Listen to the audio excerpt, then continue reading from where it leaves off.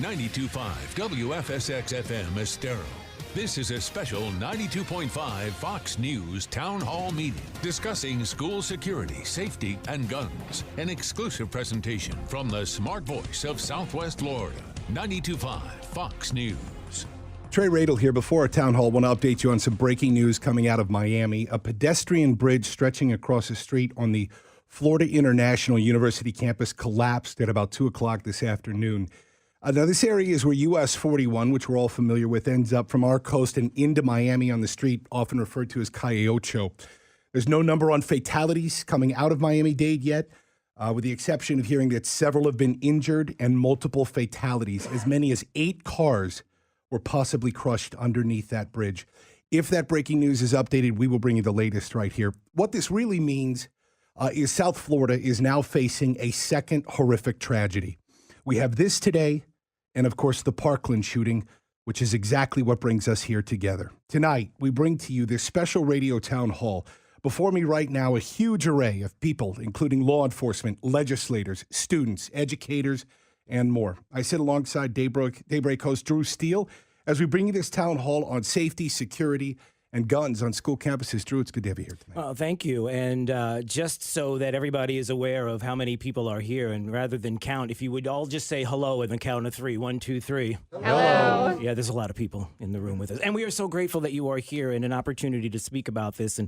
And obviously, we have talked about this in a lot of different ways, but it is a great opportunity for us to really dig into the topics specifically. We're going to go to a lot of different places. We're going to invite students. We have students here from Cape Coral and Fort Myers, and we have FGCU students. Then we're going to talk about their thoughts on what is happening. We're going to talk to people from the Lee County School Board, School District. We're going to talk to the Collier County School District. We've got representatives here from the state level that are going to discuss, even candidates that would like to chime in on some of their thoughts. We have a lot of people who want to discuss what is happening when it comes to security, safety, and guns on school campuses, and we are so grateful for this town hall. So right away, here's how I would like to start.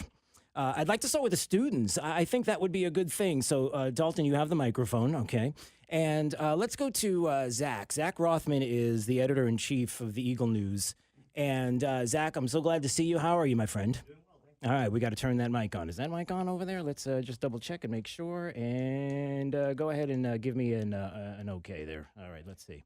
So, Zach, give me your thoughts right now on what people are talking about, the students are talking about the school, and what you've been writing about when it comes to this, and your thoughts.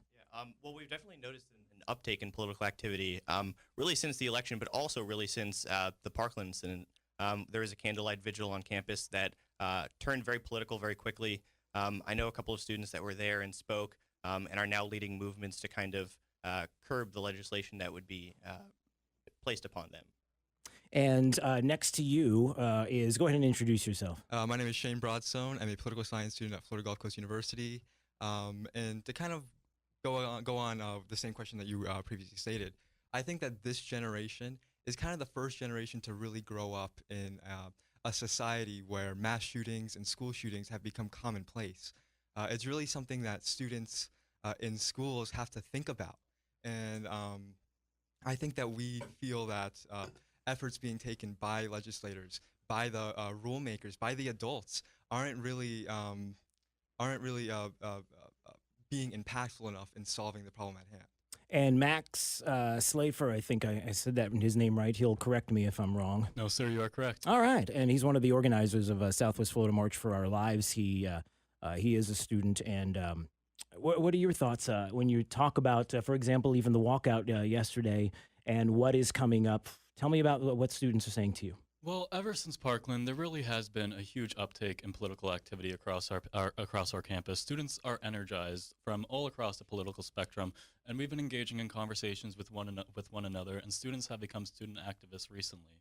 We've been united here in Southwest Florida with members of the student bodies from all across Florida, uniting to come together and to urge the Florida legislators to pass the bill, in which they finally did pass, which is progress. It creates a 3-day mandatory waiting period for weapons, and it has different series such as mental health, which will actually help to mitigate the problem.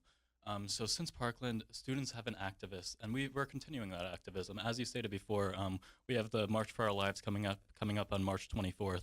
Over here at Centennial Park in Fort Myers, we'll be uniting with students from all across the country and showing our support to urge even more gun legislation that is going to protect our lives.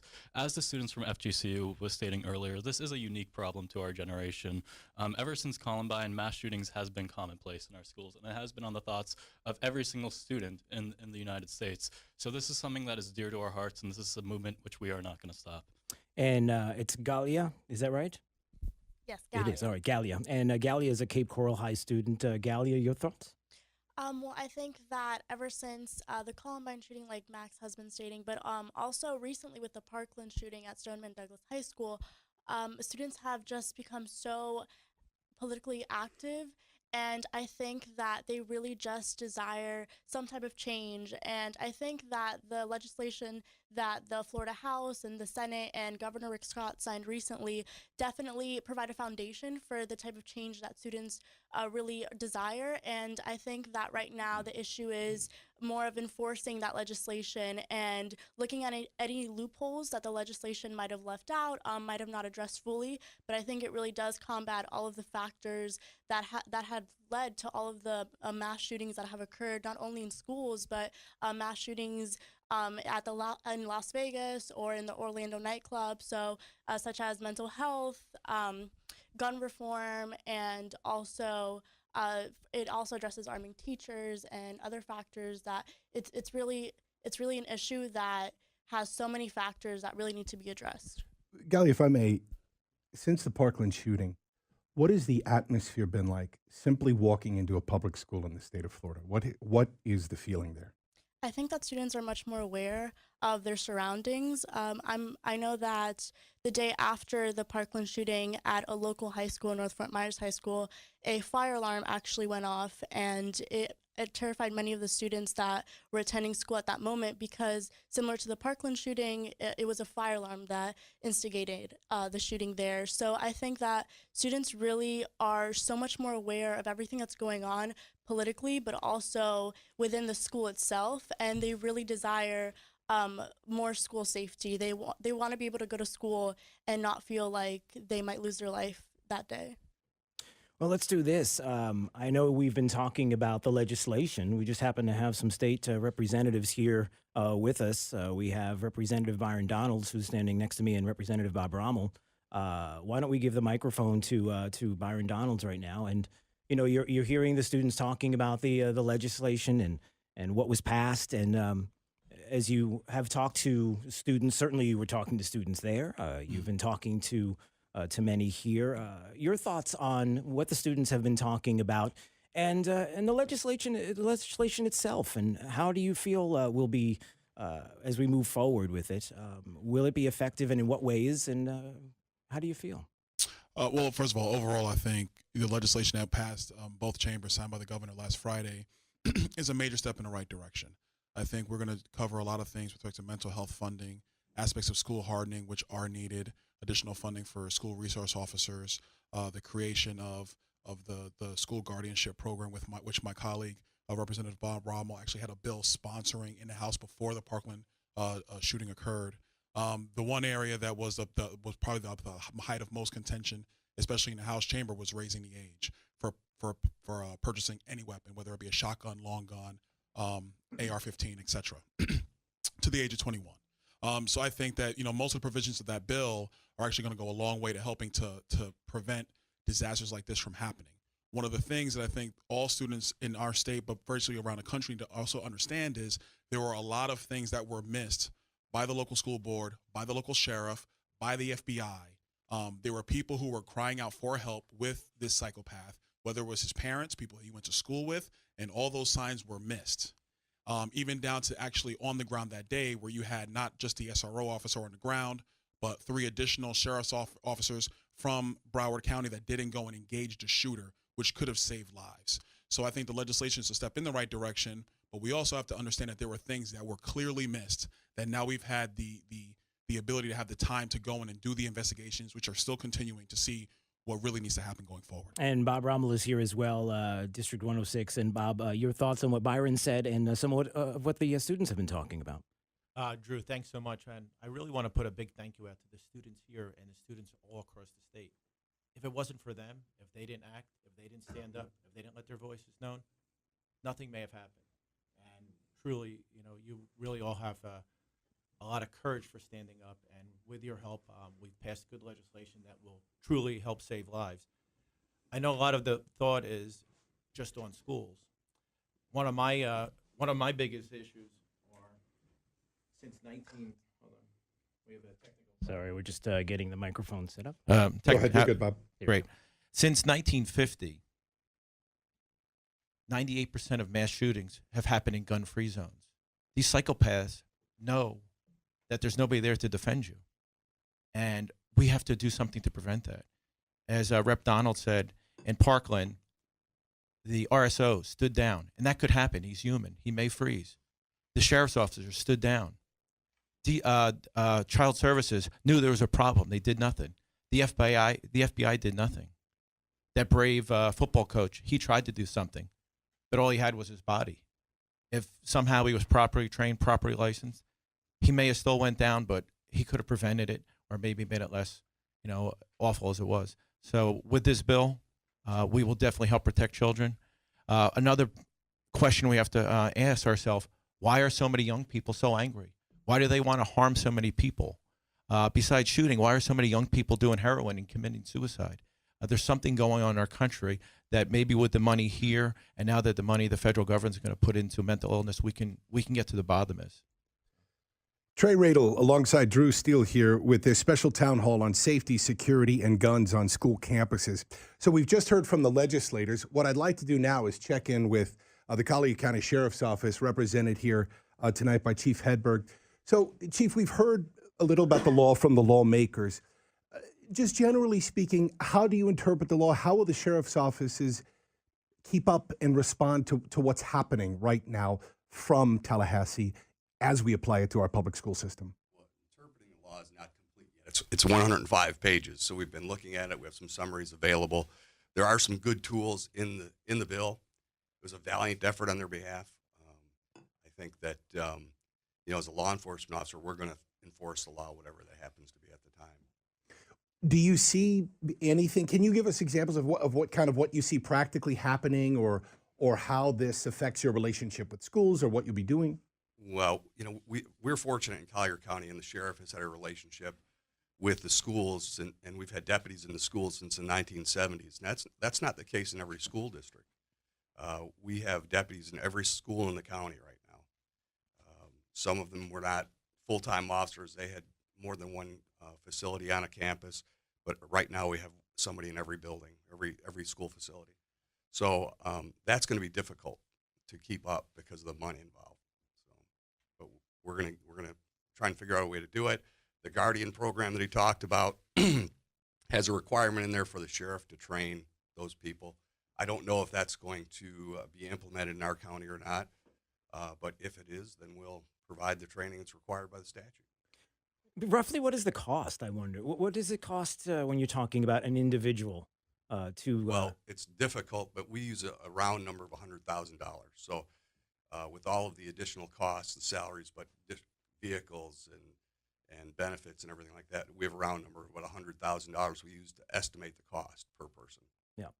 So why don't we go to some of the district representatives here and talk a little bit. Erica Donalds is sitting in front of us, Collier County School Board member. And, as there are a lot of things that we can go into. We can go into morals and values. We can go into mental health. We could go into a lot of different things, which we will tonight. We will go into all of this.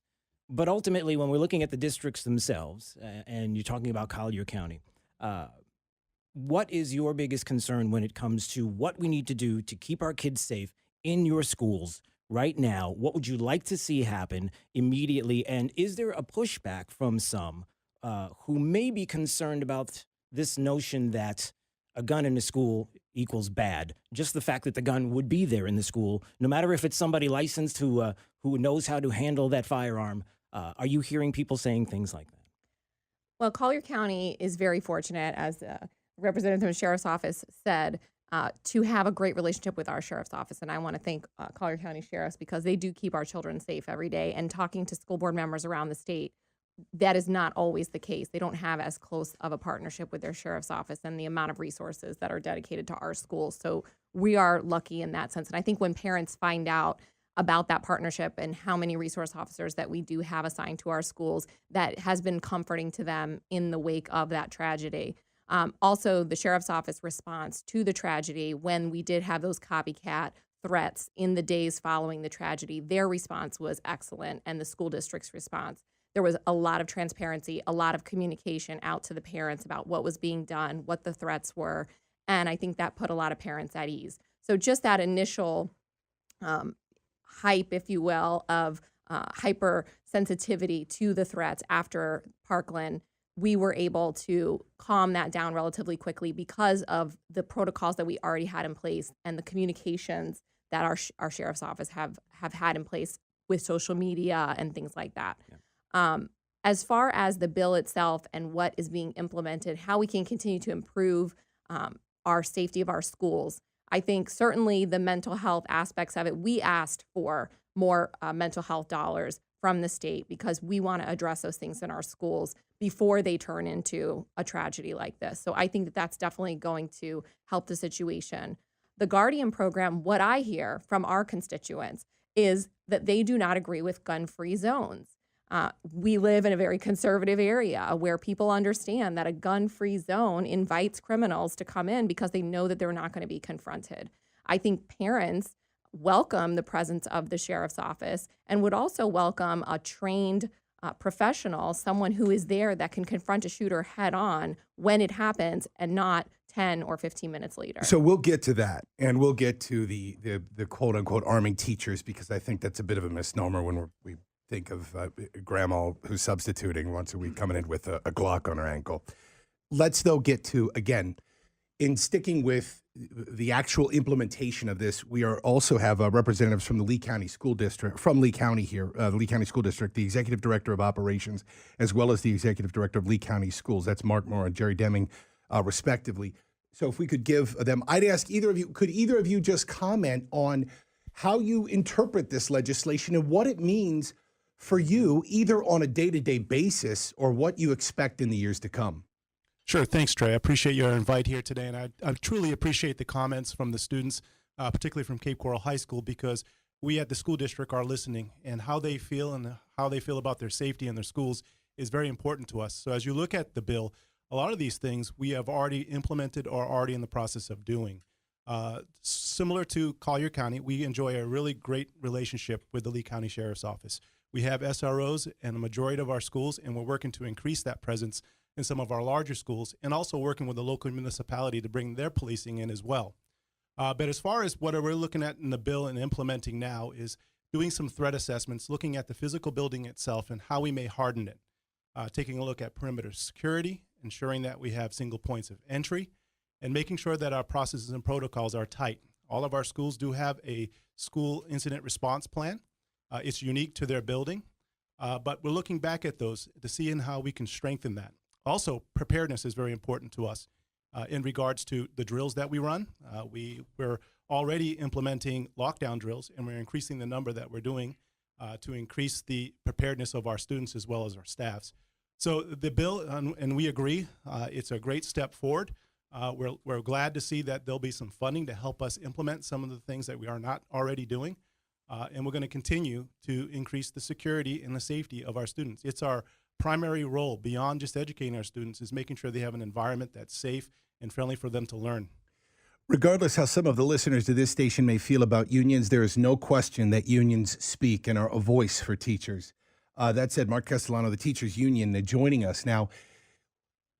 What are you hearing when you hear either, I think, some of the extreme language of we're going to arm teachers, to perhaps the more practical way to explain it of there will be someone in the school, faculty, administration somewhere that either has a military background or law enforcement background who receives extensive vetting, extensive training, who would have access to a weapon? Those are kind of the types of language that we've heard perhaps on both sides. What are the reactions you're hearing?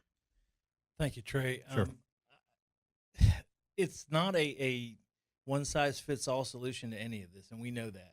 And I'm not going to sit here and say that every single teacher that I represent believes the same way that I do, or that the Florida Education Association's general position is on this. I will say that we firmly believe that more guns is not the answer. We do not. We fully support the idea of more school resource officers.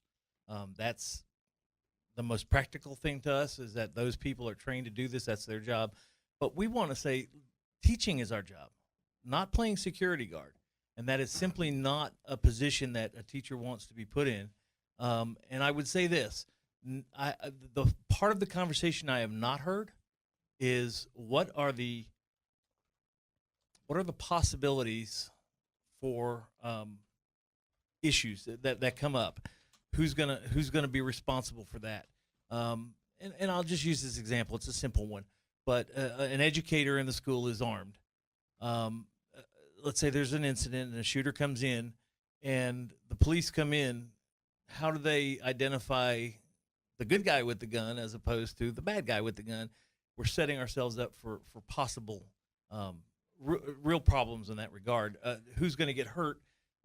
What happens if I mean, I have a list here, and I'm not going to get into it now, but of dozens of situations where states that allow educators to be armed, and there's been accidents, and there's always going to be that, but that's a lot. Forgive me. We want to be very careful. And forgive me, we are going to have plenty of time to follow up on everything that's being discussed. So if there are people here, I'm looking at some of the students, and I'm looking at some of the folks that are here, and they're chomping like they want to say something, and I know we believe me, we're going to open up the mics, and we are going to go there. I just wanted to make sure that everybody had time to go ahead and represent their position, and I didn't want to take a moment to push back on anything or ask a question. But I do want to ask this question before we go to break, and it's this. What if a teacher wants to carry? What if a teacher is someone who carries now? They do, and they desire that, they want to be able to. Like, they voluntarily say, listen, I am trained, I've been doing this for a long time, I'm former military, you can go through the gamut of what someone who carries, why they do it, and their abilities. So what if a teacher says, I'd like to? What I'll say to that, Drew, is this. If the school district makes that decision to allow that, and a teacher is appropriately trained, it's not about desire that they want to carry. That's not the point. Well, they do anyway. Is the point that they do? If they do, that's fine. But then everything else needs to be in place in terms of the training and their ability to fill that role. Right. We know they're proficient, right? We know this. So what is the union? So the union doesn't have a problem. Then you're saying that if they are it's proficient, following the law, then it follows the law, and there's not anything we can do to prevent that. We simply don't believe that that is the role of an educator. That's not a responsibility that needs to be put on them. Okay. You're listening to a live town hall radio here on safety, security, and guns on school campuses right here on 92.5 Fox News. When we come back, we will hit some of these subjects, the question and answers. I know that some people really want to speak up. We're going to be getting to you. We'll also take calls, and you can leave a question to Jake, our call screener. Our phone number is 239-479-5592. Trey Radel alongside Drew Steele. We'll be right back. This is a special 92.5 Fox News Town Hall meeting discussing school security, safety, and guns. Now, back to your hosts, Trey Radel and Drew Steele. Trey Radel alongside Drew Steele with this special town hall tonight. In the room with us, if you are just joining us, is a huge array of people with different opinions, backgrounds, and experience. We have law enforcement, legislators, students, activists, educators, including political candidates. The conversation continues here about just that, safety, security, and guns on school campuses. Byron Donalds joins us now, and we've got two state legislators in the room. And interestingly enough, they both voted differently on this gun bill. Byron, you voted no. You've talked already about the very positive aspects of this, what it does in terms of funding, mental health, et cetera. But as I understand it, the big sticking point for you was raising that age from 18 to 21 to purchase guns in the state of Florida. Is that right? That's correct, yeah. So You know, sometimes people say, "Oh, don't let this be the enemy of perfect. Don't let perfect be what is it? Don't let good be the enemy. Don't let bad be the enemy of perfect." I'm starting to sound like George W. Bush trying to put sentences together here. I never heard that before. Why? Yeah, that was great. Byron, is it your principle that said, "Damn it, I am not going to vote for this if that gets stuck in there"? And many people would be asking in the public right now, why couldn't that be separated? Well, a couple of things. I think the first thing is after the shooting happened, to their credit, the governor, the Speaker of the House, the Senate President got together immediately to start to really think through policy ideas about what we could do in Tallahassee to respond to the tragedy. The thing for me was, like you said, was raising the age to buy a shotgun from 18 to 21. The way I looked at it, even though I support everything else in the bill wholeheartedly, I could not cross that bridge and say that a 19-year-old in our state who has the mental capability to serve in the military, who has the mental capability to vote, who has the mental capability to go to college, to be married, to have children, but they couldn't go to Dick's Sporting Goods and buy a shotgun anymore. And the only reason, in my opinion, that came up is because the age of the psychopath. It is without question, I think everybody in this room could agree, that the vast majority, I mean like 99.9999% of 19-year-olds or 20-year-olds in our state would never even contemplate doing something like this. So to say that they cannot participate in commerce to buy a shotgun or a rifle, or for that matter, the AR-15, is something that I couldn't vote for. I couldn't look at the people that I serve and represent in my district and say, because of Nicholas Cruz, because of that sick individual, you can no longer do this. I agree with you, and I'm happy to have anybody here change my mind on that. I think the United States culturally has some pretty serious issues with who we judge as an adult, where we say we're going to send you 5,000 miles away to become a killing machine in some foreign war, to where, and I'll even sound like a liberal here for a second, where we're charging 13-year-old kids as adults in court. It's horrifying to me. But I go back to the fact that we culturally in the United States, I just don't think that we've wrapped our head around what constitutes an adult and what they can do. Byron, I would say too, let me actually ask a quick in the weeds question. There was a lot of talk that some legislators who did not go along with Speaker Corcoran's bill, this bill, had some money pulled from projects. Was any money pulled from projects in Collier County? Yes. Okay. Yeah.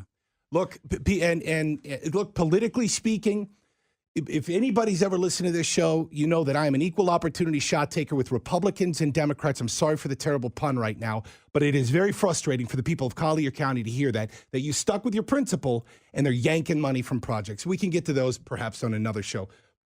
State Representative Bob Rommel, you voted for this. What is an adult?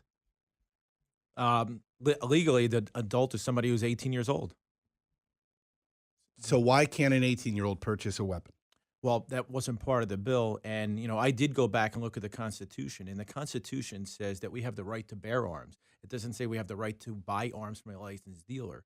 With this bill doesn't change anybody's rights that had a weapon before or wants to obtain a weapon currently, as long as they don't go to a licensed dealer.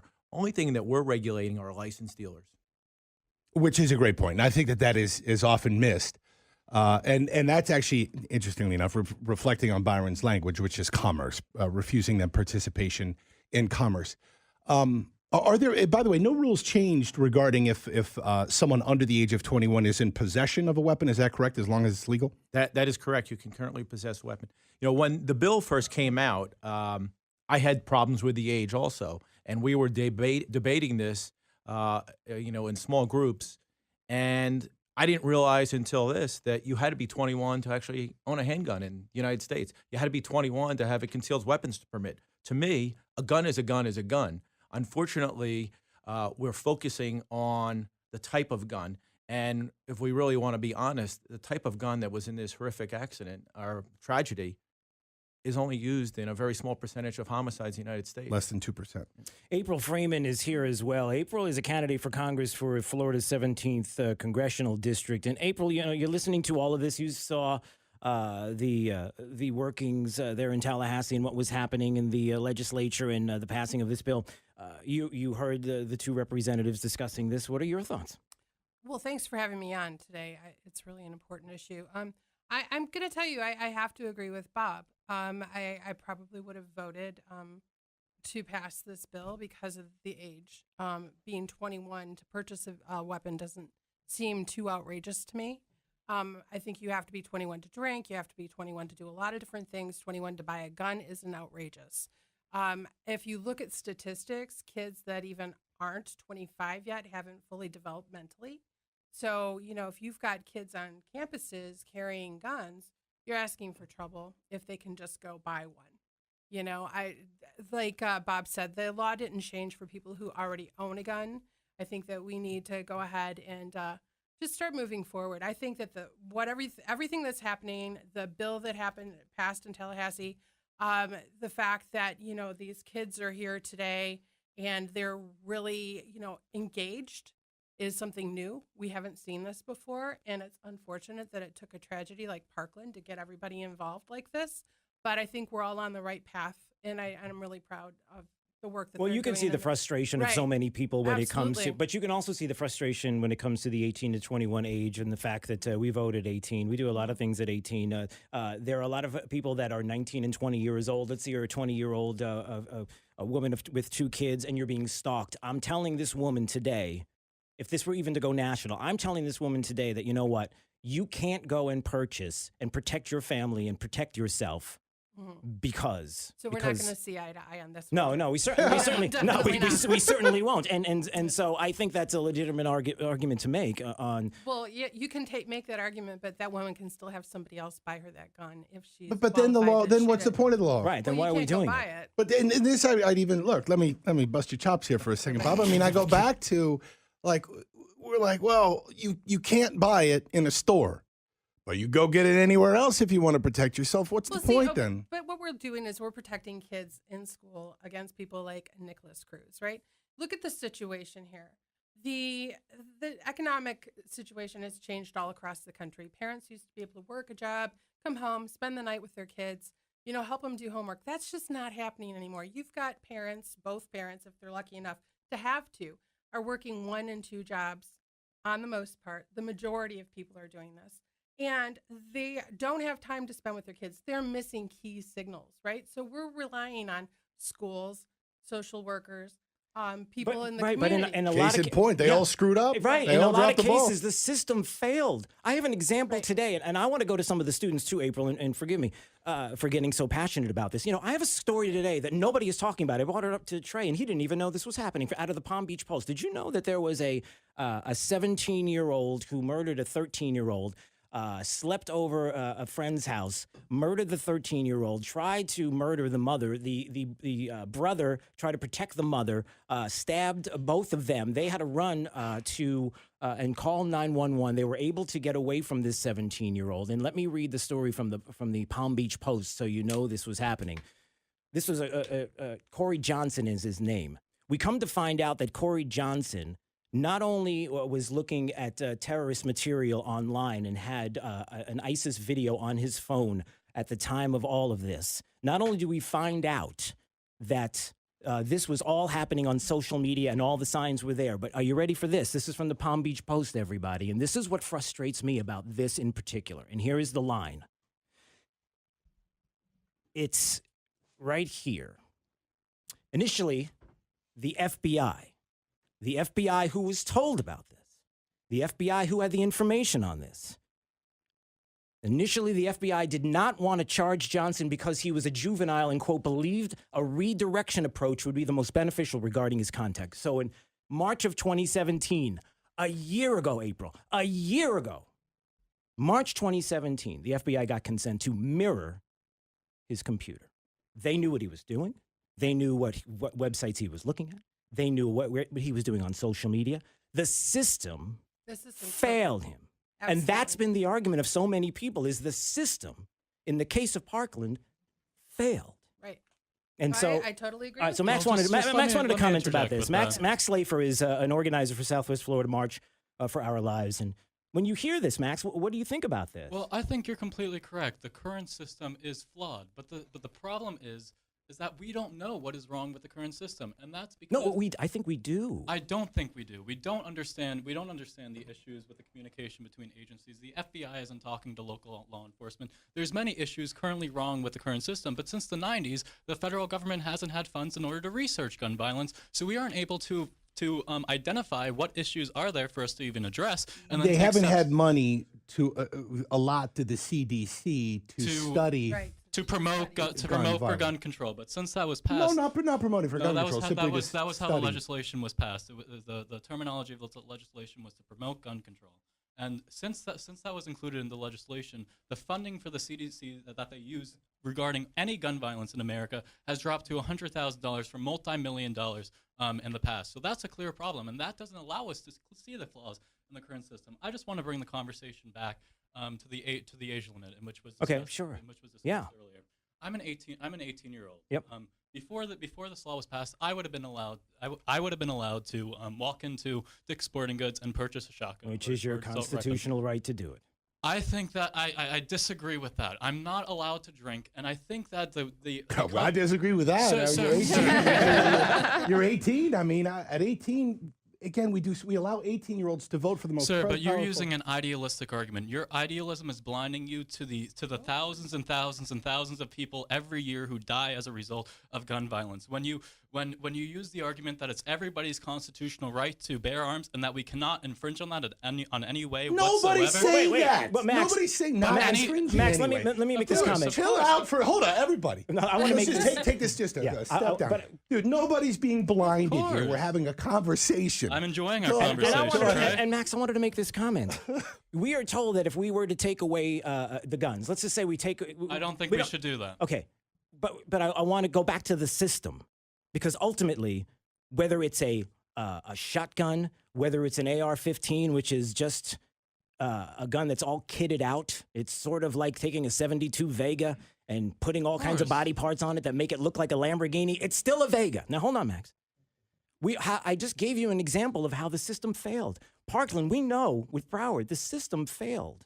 So you're all right with saying that when you're talking, because I'm trying to figure out ultimately with students, what is it you want? Do you want the guns taken away? Okay, do you, I was the do you want organi- certain guns? So then if somebody has a handgun, you're cool with that? Let me say one more point, and I'll turn over Yeah, the microphone. yeah. to Help me students with at this. Help me FGCU. understand. So over at Cape Coral High School, Ellie and I here were the league organizers of our walkout about 2 weeks ago, Mhm. and we heard from a vast array of political opinions. We heard from people who believed in arming teachers. We heard from people who believe in strict gun control, but overwhelmingly, people were not in favor of having guns in school, and our generation overwhelmingly is in favor of having gun legislation because we cannot tolerate 50,000 people dying as a result of gun violence every year. We can't tolerate members of our generation killing themselves because they have such immediate access to guns. Our problem in this country, we're not any more mentally ill than any other country, and I think that notion is just ludicrous. But look at the rate of homicides that we have in this country compared to other countries. I'm just saying, let's investigate the problem. Let the CDC research what is the problem so that we can identify the current flaws in our system. If the flaws are in our current system, I don't believe in adding any more systems. But until we can identify the issues in our current system, all data supports the notion. I mean, there's multiple scenarios when Connecticut tightened their gun legislation, their homicides rates went up. When Missouri repealed them, their homicide rates went down when they their tightened the homicide legislation. rates went down, and it was the opposite in Missouri when they repealed. But for every example that you have of that, let's talk about Bernie Sanders out there saying that we need to tighten. And gun by use. the way, Bernie Sanders surrounded by armed guards yesterday when he was with the students. They're around I him. think we should have armed guards. We believe in more There's resource a large group. There's a Let me- large group that disagrees with you, and a very vocal group. Real quick, I just do want to say that we could grab statistics all day here, and we can twist and turn them, and violence, and the assault rifle ban did this, and then violence was up, and then it went down when it was legal again. We could twist those all day. But a very practical example, though, of what you're talking about, when you say Connecticut tightened their gun laws, homicide rates went down. Vermont has the most lax gun laws in the country. and nobody's killing each other. Chicago has some of the strictest laws in the country, and kids on the south side of Chicago, where I lived for years, are dying every day. And by the way, it's not AR-15s or large Sig Sauers that are scary looking. It's handguns. It's handguns that are killing people. So I keep coming back because I know people are chomping at the bit to say that assault rifles need to be banned, and we need to do this. We need to take guns away in some way, shape, or form. It's our culture, man, and we are a violent ass culture in the United States. It is part of our culture, but if you look at Chicago, where are those kids in the gangs getting their guns? They're not getting it inside Chicago. They're going to states that have laxer gun laws, and they're bringing in the guns there. That's what the data supports. If you don't have national gun legislation, people are going to have... Do you think that... Okay, so let's talk about either hardcore, strict laws or outlawing them entirely. Let me say something that blows liberals and conservatives' minds. Outlawing guns will be as effective as outlawing drugs in the United States. And if you want to see where you get some drugs, just ask my dumb ass for a minute. Because you can get them at any point, at any moment. And what you end up doing is creating a black market which feeds cartels, feeds organized crime, and it's terrible for everybody. Well, let's do this. Maybe I need a reset. Hi, everybody. Let's reset for just a moment. What are we doing, Trey? What is this? Can we tell everybody what we're doing here? It's your show. Inhale deep, exhale. Trey Radel alongside Drew Steele here for a very heated debate and great conversation with phenomenally passionate people. Yes. From all walks of life. We have law enforcement. We do have to get to, we're going to get to an attorney. We've got another Democratic candidate for the Florida House here, and we have students here. All voicing our opinions, our thoughts on school safety and guns. Let's go ahead and check with Jonathan Martin. Now, you're an attorney. Yes, you sir. also Good head up afternoon. the Lee County Republican Executive Committee. Where are we with this lawsuit against the state of Florida regarding the raising of the age? All right. So last week, the NRA hired a law firm to sue the state of Florida and get some declaratory and injunctive relief in the state of Florida enforcing the age restriction. So the NRA basically believes with what Byron Donalds had just stated earlier. The rest of the bill, as far as mental health funding and making sure our schools are hardened and making sure that our kids aren't sitting ducks anymore, good. That's fine. I think you saw that with the bipartisan support for the bill. That's something that everybody agrees with. But when you talk about 18-year-old adults, 19-year-old adults, 20-year-old adults, why 20? The shooter was 19 years old. There's this arbitrary line that all of a sudden just became the talk of the town, the timing of the shooting, and then the fact that the legislature is in Tallahassee for a very limited period of time. This just got lumped in the bill. So the NRA is now saying, hold on, now that we're out of session, now that things are being resolved with the bill, let's look at this and let's see how it's affecting our members and Americans' constitutional rights. Because I know that I read this as well, and right out of the gate, they're talking about the Heller decision. There are people that have texted me and questioned me and said, well, wait a second, Jonathan, you're a lawyer, other states are over 21, and we haven't heard anything from the NRA. So what do you say to people that would say, we have precedent in other states? There's precedent for regulating guns in other states, for sure. The Heller decision is a fairly new decision in the grand scheme of the U.S. Constitution. Everyone talks about the United States starting in the 1700s. That's when the Constitution was written. That's when these amendments were written. Up until the 14th Amendment, there was no constitutional right for an individual to speak freely or to own a gun or to have a right for a Fourth Amendment. Basically, the amendments were to keep the federal government restricted from enforcing their rules on the state governments. But the 14th, 15th Amendment passed. That, for the first time, started to incorporate some of these amendments to the individual person. We saw that because there were some very big problems with the South not doing what the federal government wanted and treating people differently because of the color of their skin. Well, it took a while for the Second Amendment to finally trickle its way into being incorporated through the 14th and 15th Amendment. And that didn't happen until 2008. Well, we know that guns have been around for a long time, and traditionally the states regulated that, and that was left up to the states, and there was no problem with that. But in 2008, this Heller decision started to allow the federal government to control what states were doing. And so this is, I think, one of the first biggest cases regarding a prior restraint or a restriction on an individual's Second Amendment right. Okay. We have We have Mark Lipton is a Lipton. Mark Lipton is a Democratic candidate for the Florida House. This is the district that Matt Caldwell. And I'm also an attorney who's taught and that's exactly what I was going to say. constitutional law. Yes. So in the Heller case, there's your what intro. it did was it specifically said that the Second Amendment does allow folks to own handguns, irrespective of being in a well-regulated militia. They have a right to own guns. That's what it said. It said assault weapons could be banned, and that there could be restrictions in schools. So that was the Supreme Court. And so it basically said that the states could then take action if they wanted to modify some of the gun opportunities. What we talked about here, really, some people have mentioned it, is mitigation. One size doesn't fit all, and that's been said as well. So we're trying to say, what is the problem? What is the problem? The problem is mental health. The problem is some gun access. The problem is hardening the schools. Those are the problems. This concept that was brought up that the schools, because they're gun-free zones, invite folks, I think is fallacious. And it's fallacious because the people that are going to these schools, whether it's Columbine or whether it's Parkland, are students in the school. They're going there for revenge. They're going there because they're upset, not because there's no guns. That's not why they're going there. Well, they might also know that it's a gun-free zone, and that's the. But you're presuming that if they knew there was some teachers that were armed, they wouldn't do it.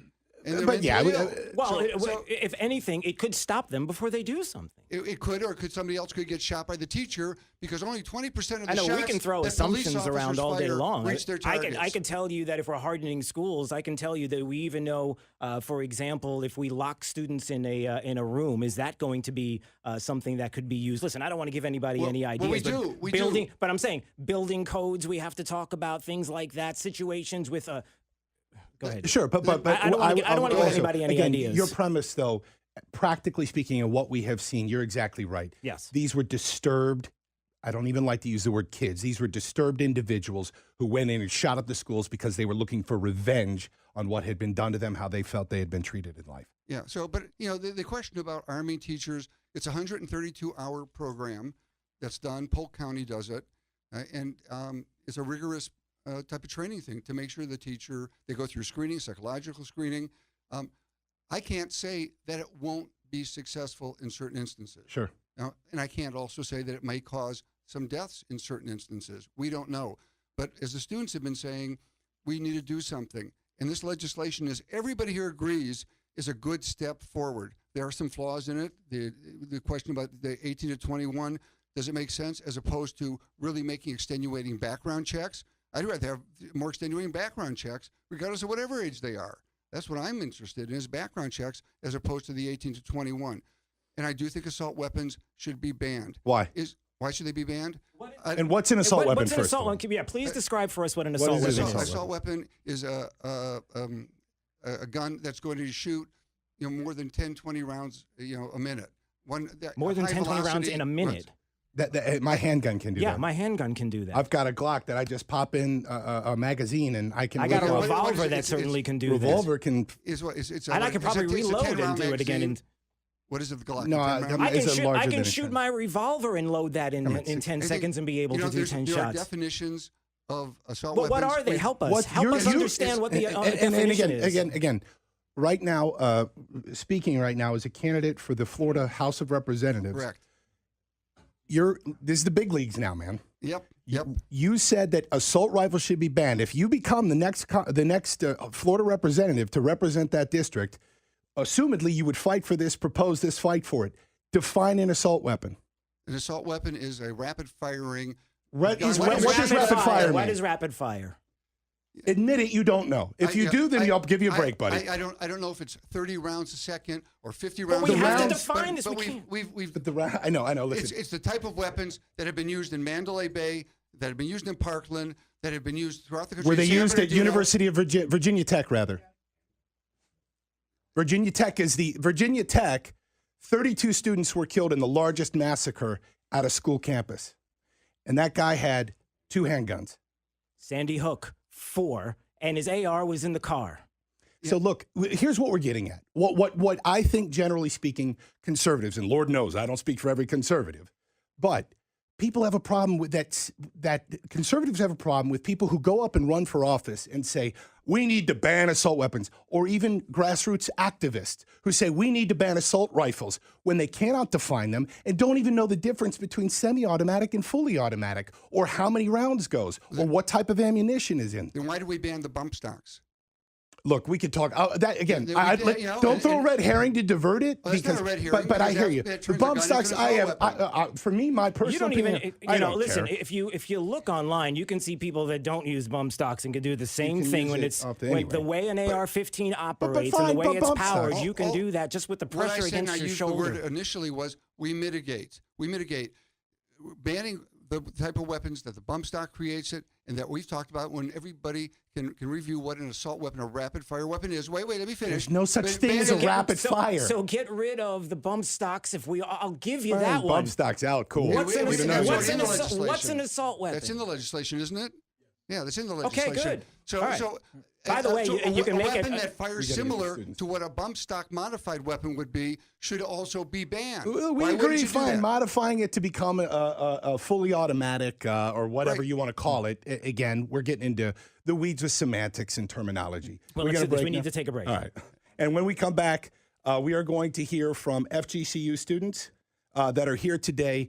And once again, Coot, as we get a little heated up here, please know that just like lawmakers will tell you here, that we're talking policy. None of this is ever personal. And I know that Drew feels the same way that I do. Absolutely. We are so happy to have you all here and to have a really, really exciting and interesting in-depth conversation about school safety, guns, and more.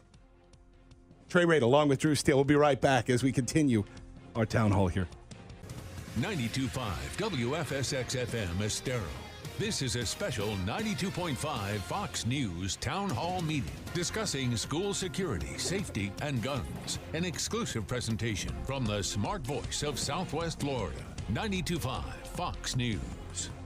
Trey Rade alongside Drew Steele with this special town hall tonight on safety, security, guns on school campuses, and a whole lot more. We've been getting into the politics of the situation, but we want to reset. If you're just joining us again, we have a wide array of people here. Candidates for office, state legislators, also people with the school districts. And with that said, Drew, we now have some people from the Lee County School District also speaking. Right, we have Jerry Deming, and is Mark Morris still here? No. I don't, okay, but Jerry's here, Executive Director Operations with the Lee County School District. And as we've been talking about, now we look at the legislation, we look at the bill, we look at the law now, and we have everything in place. And so now we have to talk about what we're going to do in our schools. So what are we doing in the Lee County School District? Well, we had a meeting yesterday with the Sheriff's Department, and they brought an entourage of people, and they always really help us out. One of the first things is we're going to increase our SRO presence in schools. We'd already planned that before this bill to increase all the big high schools. We have 5 really big high schools. If I may, so the audience listening, SRO, a school resource officer, right? And that is a deputy. It is a deputy from in the uniform, armed. From the Lee County Sheriff's Department, and we're going to increase those. We were already going to increase some, which I was saying 5 of them in the big schools that have over 2,000, because one guy in 2,000, that's kind of tough. But we've done that. We're working on. And we've completed almost all of this already too. Threat assessment data on every school, who has single point of entry, who does not, who has red lock situations. What a red lock situation is, where teachers can lock the doors from the inside, so they don't have to go out into the hallway to lock their doors. We have done a lot of human aspects like active shooter training. Every school will have been trained in active shooter training by the end of March. We were almost completed with it, and we do that ongoing. And we have our set of protocols, student supervision protocols, where every teacher knows where they're supposed to be every minute of the day now. It's very drawn out. Every school has a plan. Every school turns it into my office, and we review every single one. And then we go out and inspect what we expect, is what you've always said. And so we've done that. The thing we're really excited about is the collaboration and the treatment of mental health issues in the school, and getting more help money-wise for mental health issues, because this is a huge problem in society, not just schools. Schools are just a microcosm of society. And we're going to be able to help some of these kids with huge mental health problems because we just haven't had enough resources. Talking about resources, this bill gives us resources. However, a lot of it is one-time resources and non-reoccurring. So we need to know soon, and I'm sure the legislatures, a lot of them in here, legislators, are in here, we need to know soon, is this going to be recurring or is this a one-time deal? Because we have got to help these kids. These kids are deserving of it, and it's just unbelievable how hard they work. And as I always tell them, we had all of them in a couple days ago. I forget which day it was, but three from every high school came in. And what I like to tell them is, when I went to school, I never worried about threats and things. I went to school and had fun. My hardest thing was worrying how hard football practice was going to be after school. These kids have a lot more to worry about, and so we've got to provide them with the opportunity to go to school and not worry, and that's what we're working on with these initiatives and many others. I can't give you specific details because I don't want the bad guys to know the specific details, of course. Sure. But just to let you know, Lee County Schools are working real hard, along with the Lee County Sheriff's Department. Sheriff Scott and the undersheriff, they're just amazing people. They come, they do whatever, they help us. We don't do whatever we ask. They come and help us at all times. They're just real good people, and we're really proud to have a great working relationship with them. And Collier County School Board member Erica Donald's here as well. And how about what's happening in Collier? Well, we are very fortunate, as I mentioned before, in Collier County to have already done a lot of the things that other counties are looking to do now, such as single point of entry in all of our schools and having nearly a 1-to-1 ratio of our school resource officers at all of our schools, which we up to the 1-to-1 ratio currently, and are maintaining that until we have a new plan in place in partnership with our sheriff's office. And Sheriff Rambosk has prioritized school safety and has worked very closely with us for several years, as was mentioned, back to the 1970s.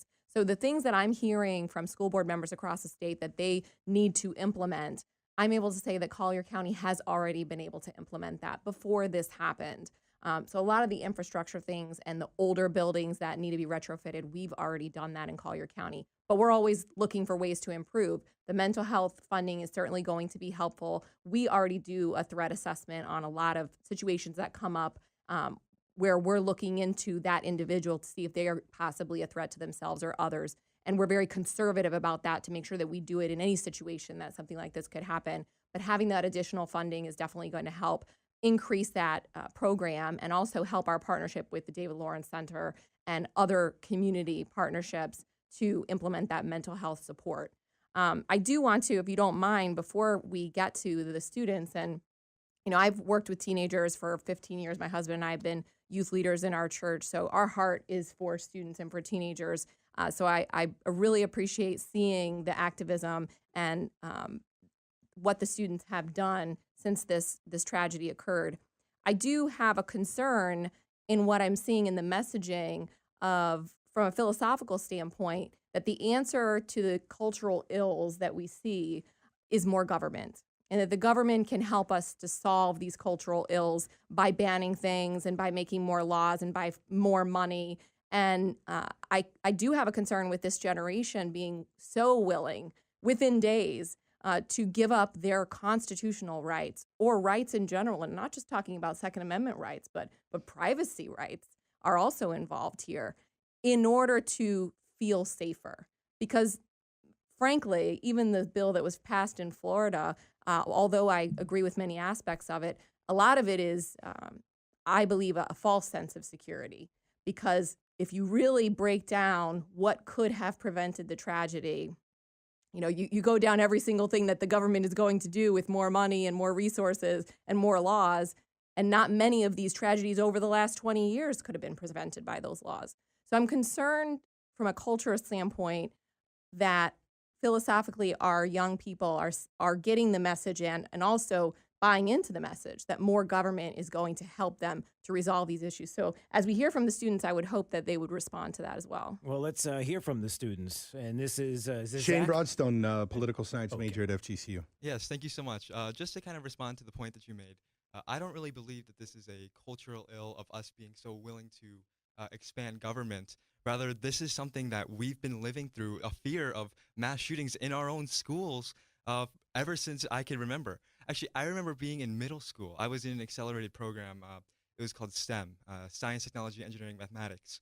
And one of the projects that we had to do in my engineering class was to devise a way for students to be more safe in these types of situations. So I was in middle school, even elementary school, thinking about these problems. So it's not that I'm just willing to accept further regulation through the government. It's that I've been living through this for as long as I can remember. And I think, that logic that it's just, oh, kids just being kids, I respectfully disagree with that. Yeah, I don't think that she's getting That wasn't kids my being point. kids. I think that some of the discussion that we've talked about, look, she even brought in things like privacy, and there could be an entirely new show devoted to the mental health issues, what prescription pills people are taking, how that gets regulated with guns, all of those types of things. But what I meant by that was not saying that kids could be kids, but saying that we don't have necessarily the capacity to know. Nobody's saying that either. Okay. I look, I would also just to reflect on what you just said. As we're all in this room, once again, I think that we all want the same things. We want kids to be safe. We want opportunities. And it is utterly horrifying to me that we're even having to do this tonight. Yeah, it is horrifying to me that I have a 6-year-old who's going to school, and now this is one of my thoughts, and it's his thoughts, and it's every parent's thought. It's a sad-ass state of affairs in the United States of America with the violence that is going on. But what I think, again, she's getting at, Erica Donalds with the Collier School Board, is more like, what do we do? What? Because we are hearing messaging now. I don't want to lump you all in with the young David Hogg, who's been on TV and prevalent, saying things like either funding for the Dickey Amendment or ban assault-style rifles or this or that. He's been going hardcore into politics. Unless you agree with that. I would ask. How about, do you feel that there are laws that could prevent what we've been seeing? Well, if I could just make a quick point about that, sure. Kind of bringing back the age limit that we talked about previously. A previous speaker brought up an arbitrary limit or age limit rather. That was yes. I believe I'm 19 years old. Mm-hmm. So under this new law, I would not be able to buy a shotgun, and I completely agree. At a with retailer. That. At a retailer, Mm-hmm. yes. And I completely agree with that. Simply because if you can't trust me in my judgment to drink responsibly, how can you trust my judgment? But listen, when you use that, though, you should know that if you want to go have a beer, buddy, go for it. Yeah. At 18 years old. I respect are that you responsible Second to enough? libertarianism. Yeah. Are you responsible enough to have a weapon at your home to protect yourself if you move out into an apartment or whatever? Well, if under the eyes of the national level and the state level, I respect. Yeah, that but you these are agree with all me. arbitrary numbers, is what we're getting at. That's why I would go back earlier to my point of there how. has to be a number, is what I'm saying. So what is the cutoff? With that logic, if I could be, is it 21? Is it 15? Is it 10? I don't know. We Where try do you cut kids off we try 13-year-olds as point. adults, which is insane to if me I could too. just finish this point Sure. real quick. If you can't trust me in my judgment to drink responsibly, how can you trust at the national and state level? I respect that you trust me, and I love that I you think trust most me. legislators would. But at the national and state level, that's not the case. And it's ridiculous. And I agree with you. That's almost the same point that But people that's make the way about it is. teachers. So the assumption is if a teacher has a gun, they're going to be fumbling and stumbling, and it's going to be grandma with the ankle, and they don't know how to use it, and they're going to be dangerous. I don't assume that. And haven't you just made the point that you're saying it's ridiculous 21, 18 is fine? Shouldn't 18 But be you fine? have to have a cutoff. You have to have a cutoff. And I believe that cutoff should be 21. Because if you trust me enough, and I say you as in as the society. Sure. If a society could trust me enough to go down to the bar and drink, then they should be able to trust me enough. But let's just throw that aside for a second, because that's also just an arbitrary number. I agree that we as a culture and society do at times decide to take an arbitrary number and say, okay, we all feel comfortable with this. How about you, though, personally? Let's make it personal. Are you responsible enough to keep a weapon in your home, a shotgun in your home, a handgun in your home, in your apartment?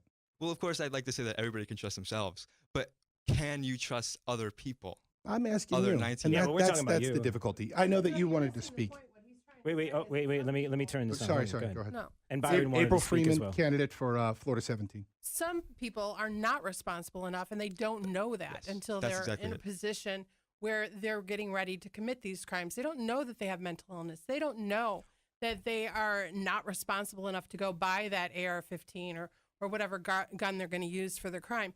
They don't know it, and that's what he's trying to say. Most people don't know. And this again gets into background checks Right, and right. mental health. He had something else. Sorry, go ahead. No. Exactly. And April Freeman, I agree with you 100%. The thing that a lot of you guys in this room right now have to understand is that up until the time of the shooting, the Las Vegas gunman, Nicholas Cruz, mass shootings all across the country, these were lawful firearm owners. They, up until the point of the shooting, up until the time that they decided to turn their weapon on classmates, on innocent people. But they knew. But they knew the Parkland shoot. But they knew the Parkland shooter's history. And again, the system failed because they. Because we have to do something about the system. Representative Byron Donalds wanted to say something quickly. A couple of things. I think the first thing you mentioned, the first thing that the young gentleman from FGCU said is, do we trust him? To be perfectly honest, I don't trust you. I don't trust April. I've known Trey and Drew a long time. I don't trust you guys. It is not about trust. It is about your God-given ability to actually protect yourself. And it is the responsibility, in my opinion, of legislators, people crafting law, not to take the tragedy of the moment and then undo your ability to live out your own God-given rights. And that is the trust factor that really has to exist. What you would say that you wouldn't trust yourself, I almost assure you that there are 19-year-olds up and down the corridor of the spine of this state in the heartland who fully trust themselves with a weapon, have been trusting themselves since the time they were 13 years old because they've been shooting, they actively are trained in it. And so how are we to say that because you have a mistrust in some of your peers at FGCU, that same mistrust should be applied to people who grow up on farms every day? You cannot have it both ways. If you do, then what you end up doing is you do not respect the individual liberty of the individual. And what you then are saying is that you are comfortable with eroding liberties because of tragedy. And that is not how you craft law. If the mindset is that you're going to craft law to do that, then we're going to be taking more freedoms and more liberties away. The second thing I would say about this bill is that there are provisions in this bill under the Baker Act system that now you will be allowed to Baker Act people who are threats to themselves, who may not think they're a threat to themselves today, and the sheriff's department will be able to go in and confiscate guns out of their home. That is a massive jump from where we are today. The third thing about this bill is actually sharing information with respect to mental health, because now we're going into privacy issues. We're going into major HIPAA issues. Again, we all want to be safe, but at what point are we going to erode the privacy and the liberty of fellow citizens who don't agree with you? As much as they may respect you, but they don't agree. So the question becomes, who's going to become the arbiter of what's right and just? Is it going to be you or is it going to be them? My viewpoint is we have to have stable law and respect the individual liberty of all people in spite of the tragedies that may come across us. Zach Rothman, editor-in-chief of Eagle News, an FGCU student, also with us. Yeah, if I could backtrack a little bit, Sure. My colleague had mentioned a point that our generation, or at least my generation, seems to be turning to government for our solutions. And I think that's because a lot of what we see is that the government created these problems. Since 2008, I'm going to throw a wrench into this argument a little bit. Since 2008, super PACs have been allowed to participate in elections almost under the non-instruction of the SEC. And so what we've seen is a disproportionate communication being brought across by the NRA. I mean, in 2016, $54 million was spent by the NRA in electioneering communication. But do you know that pales in comparison to unions as well as Emily's List and a whole other situation? No, of course. But my point is... Yes, it does. In terms of electioneering, whether we're talking the individual donations to members of Congress or the actual PAC spending, it's really, when you look at the grand scheme of things, yes, it's a huge number, but it absolutely stacks up there with a whole lot of other issues, but we always pick the NRA. It's always the NRA. By the way, let me just say something real quick to that too. That, listen, you guys who keep blaming the NRA, fine, go for it. But hear me out on this for liberals.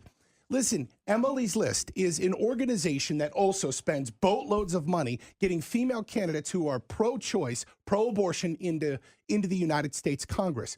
You see, what people don't realize is that guns and abortion are driving issues to the polls. You don't have to be a member of the NRA or receive a donation from the NRA to go and vote based on guns. Just like Emily's List see their supporters don't pay Emily's List to be a member. They go out and vote for one reason and one reason only, abortion. We can look at either one of those as horrific or terrible or good or great or whatever you want.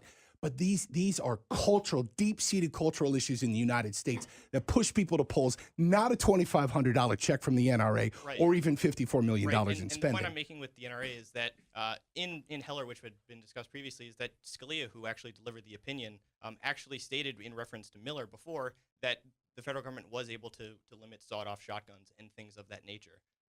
And so I think that the NRA, and I'm just using them as an example because they are the largest contributor in the gun lobby for in the gun lobby. They're not a whole lot of a gun lobby, well, but go ahead. Well, according to Open Secrets, they're also 154th out of 3,800 organizations that participate in lobbying. That's their rank, 154. Okay.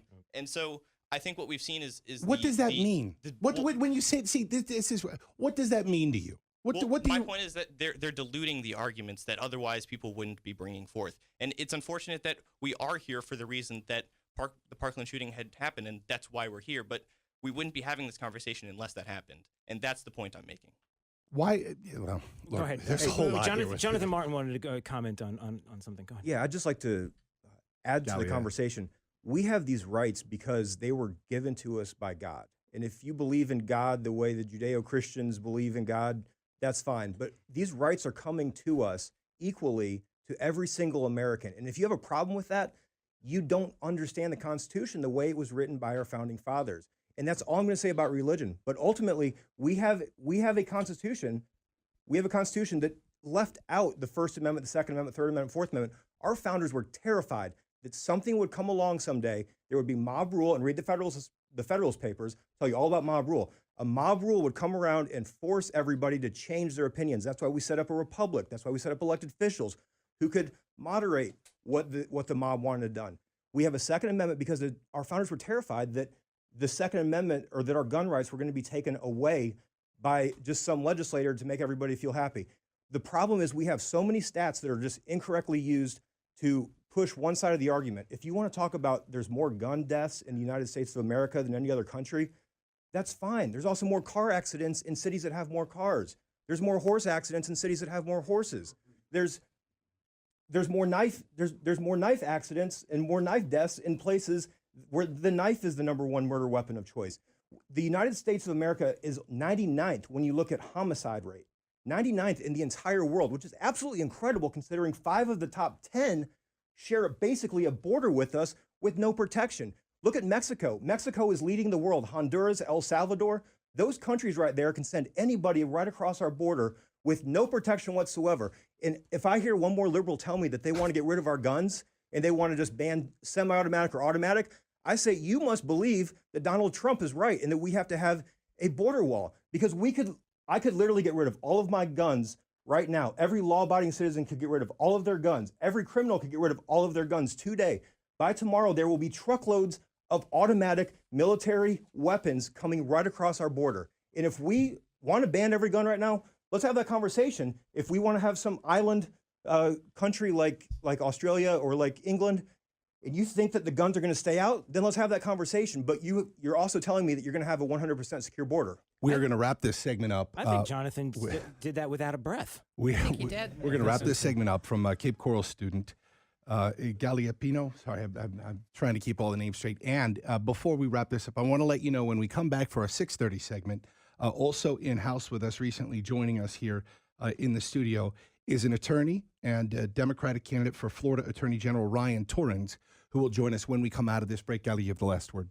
Yes. All right. So while we are 99th worldwide, I do want to bring up that among the 23 wealthiest countries, the Journal of Trauma and Acute Care did conduct a study that showed that 80% of all gun deaths are American deaths. So I don't want to say that I'm in favor of banning all guns, but I do think that there's a problem with the system. I agree with that. And I think that in order to find what problem there is within the system, we do need to refund research on this. And the CDC specifically is able to have able to get access to the Bureau of Tobacco, Alcohol, and Firearms system that shows the number of firearms that people own throughout the United States, where the most casualties are, so where the most gun violence occurs. And the Bureau of Tobacco, Alcohol, and Firearms isn't able to give this information to other private partnerships or other private companies that are trying to research this because that's against the law. A quick question. You two are very well versed, and I don't want to get into conspiracy theories, anything like this, but I'm assuming before Parkland, you knew nothing about the Dickey Amendment, nothing about the CDC. Really? That's okay, not true. great, No, awesome. that's not I've true. been reading the paper every day since 8th grade. Have you been? I read the news as well. Has and anybody I'm with the very- March for Lives? Has anybody been helping organize?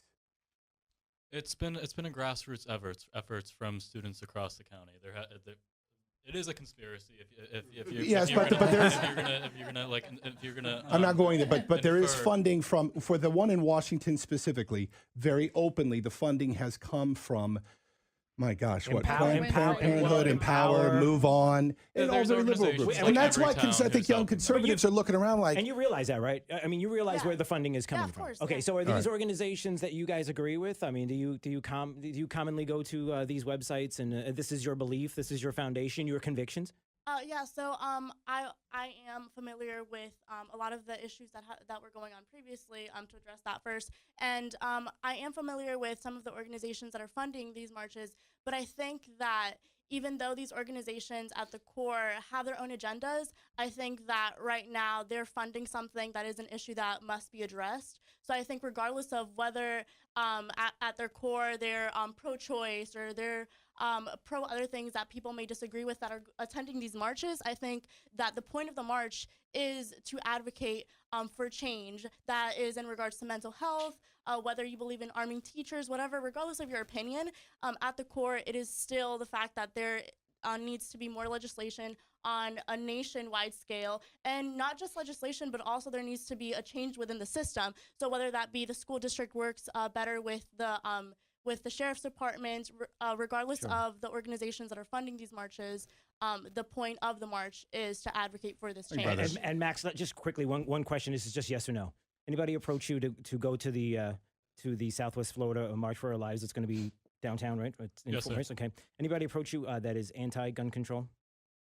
That's a yes or no. I mean, anybody in the school say, I want to go there and I am pro-gun and I am... we have a plethora of students who want to voice their opinions. And Well, I'm saying that, but that particular opinion. Of course, yes. Okay, yes. Okay, great.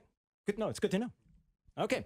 All right. It is the Security, Safety, and Guns on School Campus Town Hall. It's Drew Steele joining Trey Radel. It's usually it's his time, and here I am co-opting some of his time along with 20 of my friends who decided to join today. And we're talking about a lot of important issues. Let's take a break, and when we come back, we'll have more. It's 92.5 Fox News.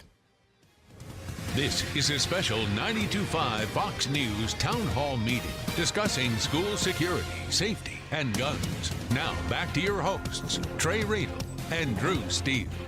Trey Radel here, updating the breaking news before we return to our town hall. Senator Bill Nelson has just confirmed that at least 6 to 10 people are dead. This coming after a pedestrian bridge stretching across the street at the Florida International University campus collapsed. This happening about 2 o'clock this afternoon. For those of you even remotely familiar with the South Florida area, basically this is where US 41 stretches from our coast and goes over into Miami, sometimes famously called Calle Ocho. Again, Senator Bill Nelson on the air now confirming 6 to 10 people dead after this bridge collapsed. This is yet again another just absolute tragic situation for South Florida, which brings us why we're here tonight. If you have been with us for any amount of time during this special town hall that we've had a heated discussion, many different opinions, people coming in from all walks of life. But there's no question that everybody here and all of you listening, we all want the same for our kids, which is for our kids to be safe. We want schools to be safe. We want opportunities. It's just a matter of how we get there. But as this discussion does get heated, remember, this is all policy that we're all talking about here. None of this is personal. And with that said, joining us is Drew Steele, who has been taking over the reins here and helping us drive this show tonight here, this town hall. You know, there is the human aspect to this, Drew. You're a father. I mean, whether you're a father, a mother, at all, I think the sad part about this is the fact that we're even here tonight discussing this. Yeah, and the thing is, like you said, you know, we're all trying to accomplish the same thing, and ultimately we have different ways that we want to approach this, and outlooks on how we can better keep our kids safe in schools, and quite frankly, everywhere, every place. And when we talk about different cities, we talk about the crime that we hear about and the gun violence in certain cities. That, boy, it would be so nice if we can focus on some of these cities where it seems like it just gets lost in the discussion. But ultimately, we are trying to accomplish the same thing. That's why we're here. I am so appreciative of everybody who is here, who understands that we have to have this. We have to have this dialogue. There was not one single person that is sitting here right now who is not believing that this has been a fantastic opportunity to speak what they believe is their truth and the way they want to approach everything. And with us tonight, we've heard from attorneys, educators, sitting members of the Florida House, as well as some Democratic candidates for various seats. We've had Mark Lipton, Democratic candidate for the Florida House, April Freeman running for Florida 17. Am I missing anybody else before I get to our Attorney General candidate? All right. Also, I'm sure some of these students are going to be running one day. For yes, office. I get absolutely. that. I'm just throwing that out there, maybe. And joining us now is Ryan Torrens. He is an attorney and also Democratic candidate for Florida Attorney General. Good evening. Thank you for having me. It's great having you here, and I'm glad that you were able to come here to our region. As I understand, you live just north of us. You're based out of Tampa, correct? That's correct. And where you work as an attorney. My first question would just be general for you. How do we keep our schools safer? Sure. So, you know, I came here because I really want to talk about what our next Attorney General could do to help that. And one of the pledges that I've taken as a candidate for Florida Attorney General is a lot of people have heard about this statewide law that was passed in 2011 by our legislature. And what that law basically says is that our local governments cannot pass ordinances to regulate firearms. And if our local governments, in fact, do that, the local officials can be fined up to $5,000 and actually removed from office. And so one of the things our next Attorney General can do, and that I would do, is until enough reforms are passed to actually protect our children and our families, is I would not enforce that law, basically grant immunity to those local officials, such as the local counties here in South Florida, to do the things that they need to do to protect our children and our families. Another area where the Attorney General plays a direct role, as we all know about the litigation that's already begun between the NRA and the state of Florida. And it's an interesting situation. You have a Republican Attorney General who's going to defend this law against the National Rifle Association. And so as the next Attorney General, that's another role. Whatever new laws are passed, the Attorney General representing the state of Florida plays a direct role. So I've offered to do that. I'm going to commit to that pledge, hopefully when I become the next Attorney General. A quick question, actually, just in terms of practically speaking. Then, if local, Sure. how does that work? If local jurisdictions say that you are, let's go right to what some would call a very liberal city, Miami. Miami says you cannot have a certain type of weapon. You're not. I don't know how that would work. Like, if they say, could they say you cannot carry handguns here? I don't know how that goes with the Heller law. But what if I, as I am permitted, went into Miami-Dade County or the city of Miami then and was in possession of a firearm? How does that work if they make laws and the Attorney General says, go for it? I'm really glad that you asked that question because, of course, if you allow that, there could be localities, like you're indicating, that could take this too far. And that's why I think it's important that we have an Attorney General who, on the one hand, agrees with Justice Scalia that reasonable regulations are permissible under the Second Amendment, but who will always honor our Second Amendment. I grew up with my dad having a concealed weapons permit. He's a locksmith. He had to go into really bad areas late at night. I would never, ever infringe on people's Second Amendment rights as the Attorney General and would never allow a locality to try to impose a gun ban, to try to impose a handgun ban. Some of the localities had already tried to do that and were overturned by the Supreme Court, and I believe rightly so.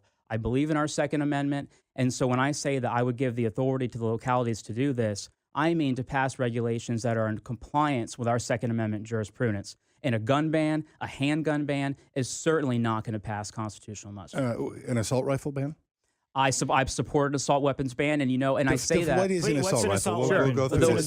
Help us out. Sure. So just in Oh wait, we have Google. We got a script. This is good. What I'll say is, I see an assault weapon as basically a consumer version of a military style weapon. Okay, and what I would tell you is, it's not just me, that I actually agree with the International Association of the Chiefs of Police on this. Okay, and they came out with a report, and the Chiefs of Police strongly support an assault weapons ban. And they came out with a report that said when the assault weapons ban was in place before. That's kind of scary, by the way. Wait, before we do that, sure. So describe that. What is? Explain what that would be like. So give me a characteristic specifically. Give me what's that gun? What's an assault rifle? Yeah, I mean, just tell me what it is. Give me brands. Give me models. Give me the specs. Sure. I think one example would be the one that's much discussed, like an AR-15. And what's the problem with the AR-15? I think the problem with the AR-15 is its firing capacity, the fact that it can shoot so many bullets at the same time. How many does it shoot? How's it different from my Glock 19 at home? Yeah. Look, what I will tell you is you have to know. You have to know this. What I'm telling you specifically, if we're going to pass laws, I'm sorry. Hold on. If I'm going to come on this show, I expect you to let me talk. Go for it. I absolutely will. I respect. So, an assault weapon was already defined under the prior assault weapons ban. Okay, the ban was in place for quite some time until President Bush let it lapse. Mm-hmm. And if I could please not be interrupted, thank you. No. All right, go on. And what the International Chiefs of Police said was that during that time, that crimes that were related to assault weapons actually went down 66%. And it's not just the chiefs of police. I know it's easy to say this is a liberal thing or whatever. I also want to note that Barry Goldwater, one of the founders of our modern conservative movement, who called himself Mr. NRA, came out for an assault weapons ban. President George H.W. Bush, President Ronald Reagan as well, who still are very well-respected figures in American history. And so this is not, I don't see this as a democratic, liberal thing. I agree with those figures on this. And so that is one option that would be there.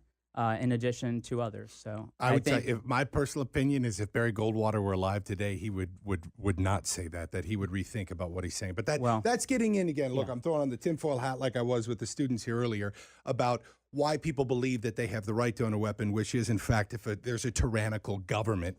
But sure. Again, let's step aside. And I want to point out though, that's why I believe in the Second Amendment, because I want to get back to, happen. Listen, you're running for the Attorney General of one of the most massive economies, powerful states in the Union. I'll ask you again, what's an assault rifle?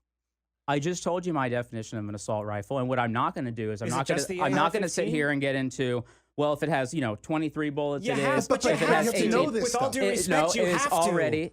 Hold on.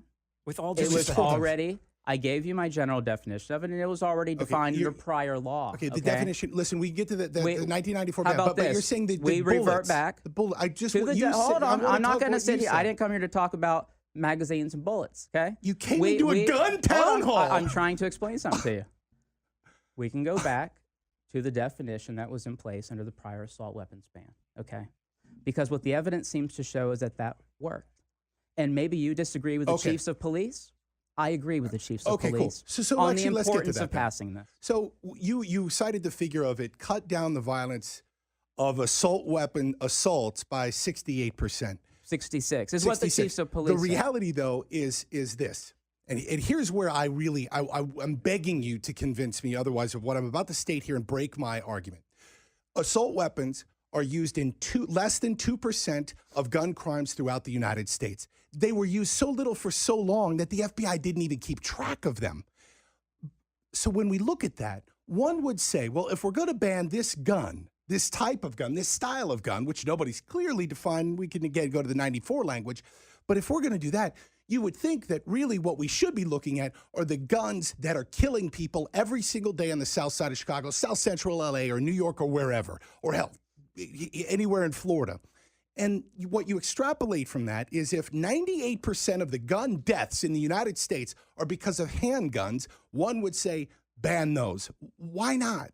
Why are you picking such an arbitrary gun of choice? First of all, I picked that gun of choice, an assault weapon, because look, just like Barry Goldwater himself said, those guns are designed to kill people. Okay, every gun is designed to kill hold or on. to stop or to hunt. Those are, a handgun is used for personal protection, just like I mentioned my father, who would carry a handgun in his pouch, and rightly so, because he was in danger. You do not need an assault weapon to protect your family, to protect your children, and any good hunter will tell you that they don't need an assault weapon to kill a deer. That's for sure. Okay, and we you're also talking see about some the of these reasons- recent, but these are the reasons, But and what we you're may not getting agree at on here this. is but you're saying, what you're basically asking the question, why do you need that anyway? No? Well, am I wrong? I believe you're saying, believe why that do you those, need that anyway? That those weapons should be in the hands of law enforcement. That they should be in the hands of military. Okay, but what Just I so would we clear never, something up, but what I would just- never do. Just so you know, when you keep talking about their military or killing, they're used to kill or whatever, it's no different from holding a Glock with a magazine in it. It's all a semi-automatic weapon that fires. Boom, boom, boom, boom, boom, boom, boom. Have you ever held an AR-15? I've held a gun, but not an AR-15. No. But look, but what I'll tell you though is, again, maybe you disagree with the position of the chiefs of police. I disagree and with you can anybody disagree saying with their that report. that you tell me and what what I I would tell need and what I and would what I tell don't. you is, you can go to the chiefs of police and you can ask them what's listen, wrong with their report, because I'm going to We're trust going in my circles first here. responders. I hear you. We're going in circles here. If there's just one thing that I would say is, here's what I think a lot of people fear, is that what we're doing right now, when we cannot clearly define what an assault rifle is, and you have loads of either Democrats or activists who are out there talking about these weapons of military when they're really not, or they're guns that are made to kill people, which of course every single gun is. Here's the fear.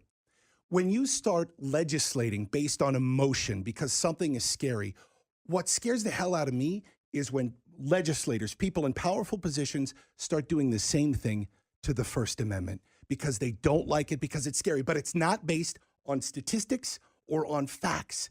And that's a really scary area to get into and a path to go down. Yeah, and I actually agree to some extent, because I think when you have a situation like this, I am inclined to trust our first responders, such as the police, who are the ones dealing with these weapons really on an everyday basis, instead of a lot of these politicians who really don't have any idea what they're talking about anyways, and who may be inclined to vote or legislate out of passion. And so I'm going to be inclined to go with my first responders on this instead of any politician. Okay, it's the one side. Sorry, Bob. Trey, you know what? The conversation, not just here in this room now, across the state and across the nation, is about banning a particular gun. It's a semi-automatic rifle. We know that of the 14,000 homicides that we average a year in our country, 400 of them come from semi-automatic rifles.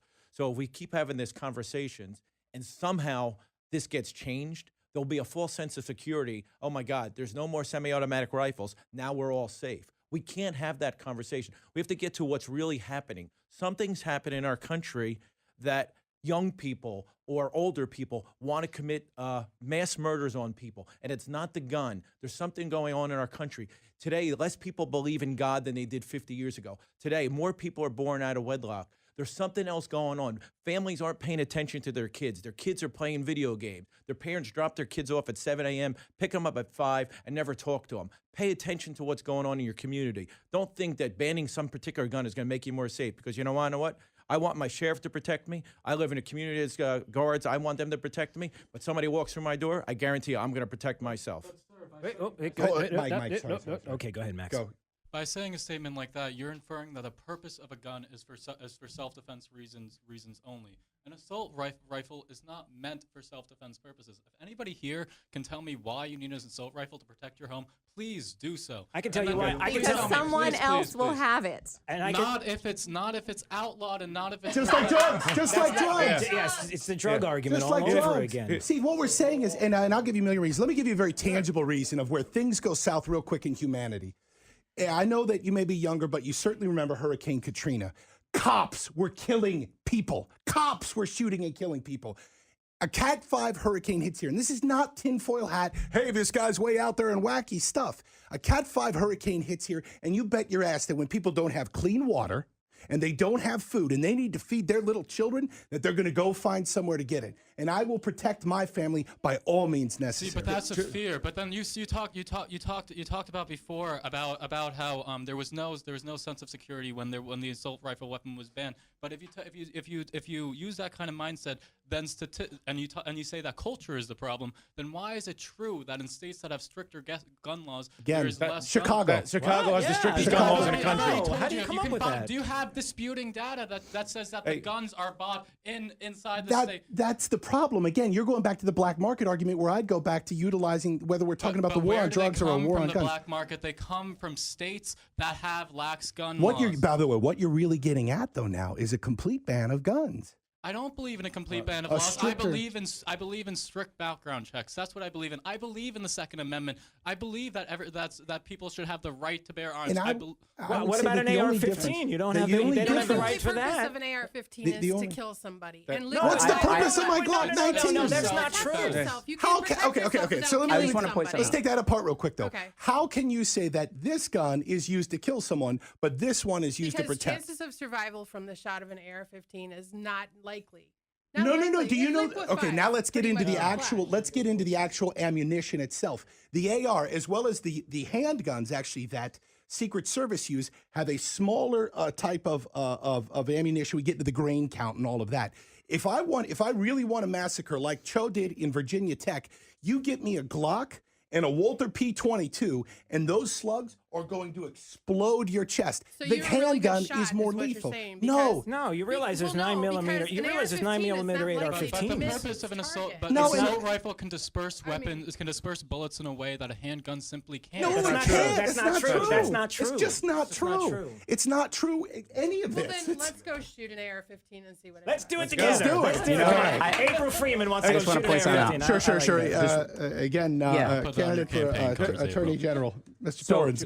I think something that a lot of people in this room could probably agree on. We still on? Yes. Okay. That we could agree on is that no single issue is going to resolve this problem. There's been a discussion about the extra mental health funding that was provided in this legislation, and that's important and that's critical. There's been a discussion about the background check issue. Obviously, like you mentioned earlier, there were so many signs that this was getting ready to happen. There were so many tips that were provided, and nothing was done. That's a major problem, and that's setting aside the guns. Our system is not speaking with itself. And so when we talk about this, we may disagree on particular items, but one of them isn't going to solve. It really is going to take a comprehensive approach, and I think this legislation did have some good features, such as the additional mental health funding, and which is critical. We would agree on that. I do agree with that. Absolutely. The mental health programs in the bill is needed, and it's appreciated.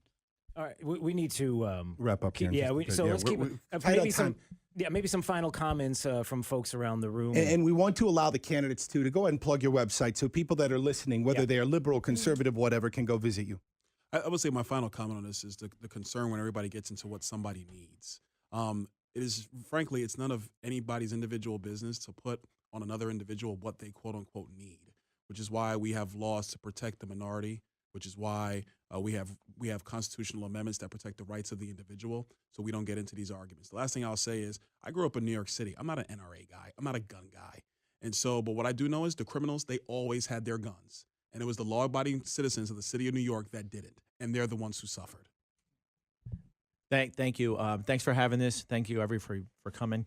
I can tell everybody out there, to me, the most important part of the bill is being able to protect our students when everything else fails, as it did in Parkland. I know there's some teachers that would never, ever want to carry. They would never want to go through the training. They would never want to go through the background check that would be necessary to carry on a school. But I know there's some that would. And you want to know it was me or anybody else I know that had a child there. I want that person there, armed and ready to take down that evil psychopath. So I appreciate Governor Scott for signing it, and that's it.